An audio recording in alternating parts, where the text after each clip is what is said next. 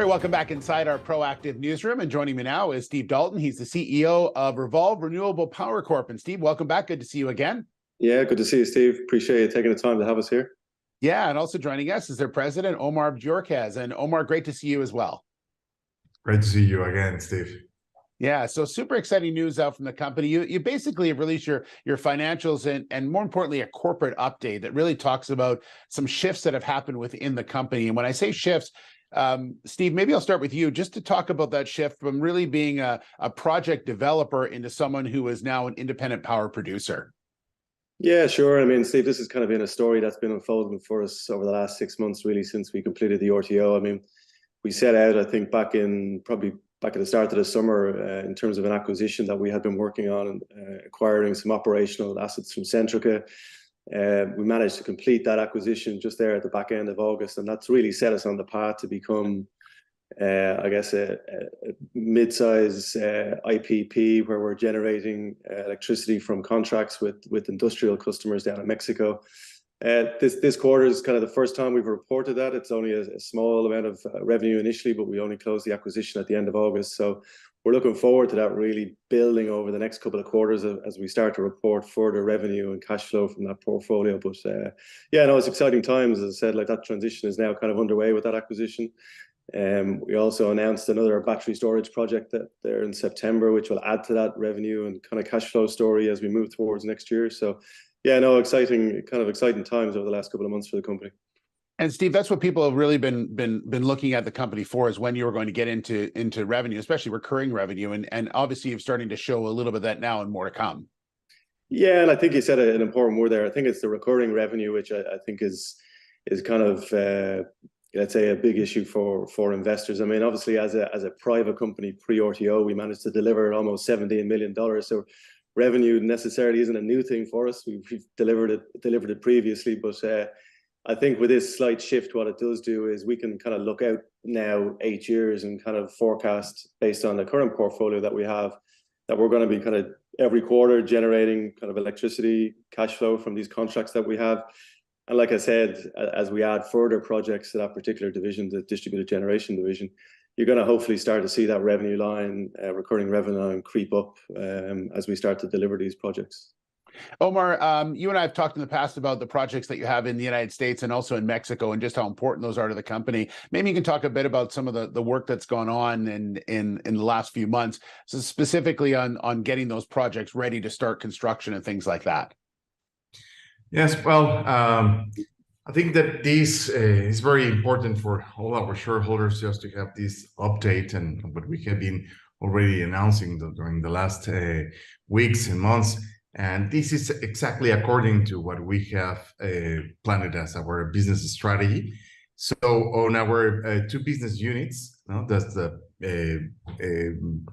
utility scale projects portfolio. That's the 3.6 gigawatts across 12 wind, solar, and battery storage projects in the US and Mexico.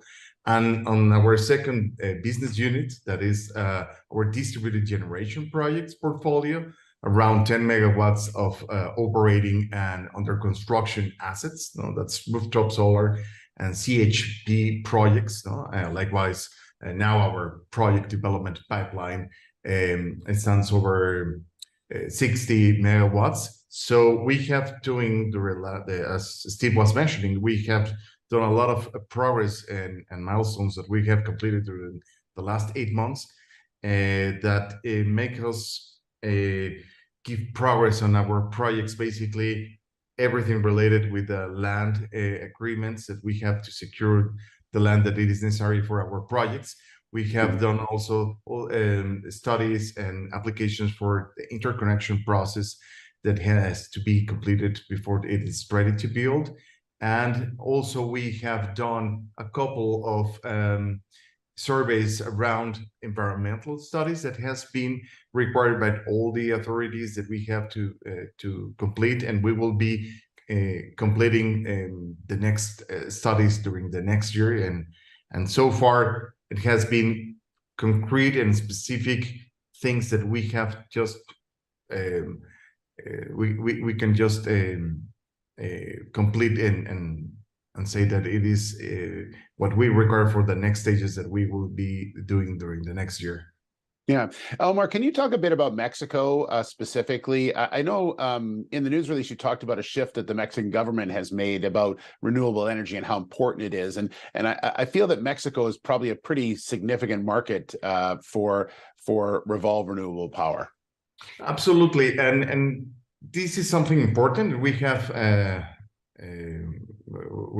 all the world is just looking on what all the countries are going to commit for the next year and the next years, and specifically during the COP27.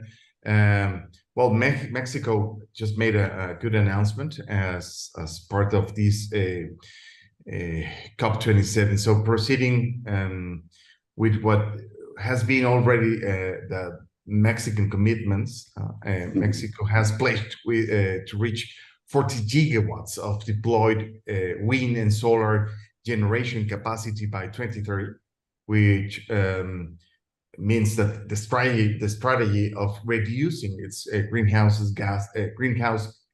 gas emissions by 35% in order to meet what we will need to complete for by 2030. So that means that by the next 8 years, we will have 1.25 gigawatts per year, to be done on renewable, and Revolve a successful track record in that sense. In Mexico, we want to move our pipeline,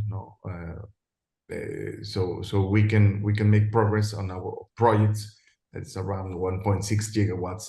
So we anticipate more clarity from the government on private sector involvement in delivering this ambitious target by the 2030.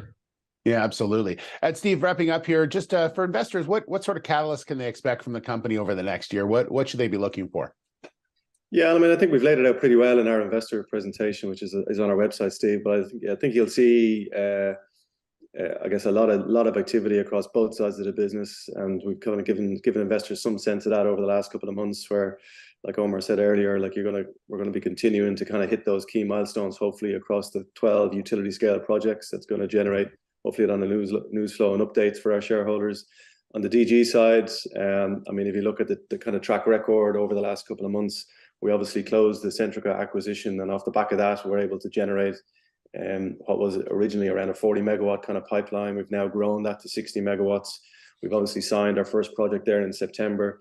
That's due to come online the end of January, kind of stroke February.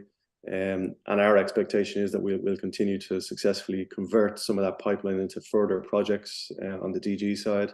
And then, like I said, to start the discussion, as the quarters go by, you'll start to see our revenue line slowly increasing as we're kind of bringing these projects on, and in terms of cash flow as well. So I think overall, looking forward from a company perspective, extremely positive, extremely excited about what we've got ahead of us. I think from an industry perspective, a lot going on as well, and a lot of kind of positive tailwinds behind us that's helping the business. So yeah, overall, really looking forward to the next 12 months.